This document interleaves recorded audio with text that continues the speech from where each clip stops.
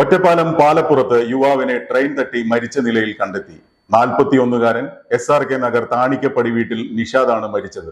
കടബാധ്യതകളാണ് ആത്മഹത്യയിലേക്ക് നയിച്ചതെന്നാണ് ആരോപണം. സ്വകാര്യ ധനമിടപാടു സ്ഥാപനങ്ങളിൽ നിന്നെടുത്ത വായ്പയുടെ തിരിച്ചടവ് മുടങ്ങിയതിനു പിന്നാലെയാണ് ഓട്ടോറിക്ഷ ഡ്രൈവറായ യുവാവ് ജീവനൊടുക്കിയതെന്നാണ് സംശയിക്കുന്നത്.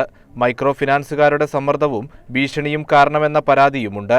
ഈ കുട്ടി മരണപ്പെടാനുള്ള കാരണം മെയിൻ പ്രശ്നം എന്ന് പറഞ്ഞാൽ മൈക്രോ ഫിനാൻസുകാർ കാരണം തന്നെയാണ്. ഉടമ ഓട്ടോറിക്ഷ വിറ്റതോടെ വരുമാനമാർഗം മുടങ്ങിയതിന്റെ മനോവിഷമവും യുവാവിനെ അലട്ടിയിരുന്നു. മൈക്രോ ഫിനാൻസുകാരുടെ വീട് കയറിയുള്ള സമ്മർദ്ദത്തിലാണ് മരിച്ചതെന്ന് നിഷാദിന്റെ സഹോദരനും ആരോപിച്ചു.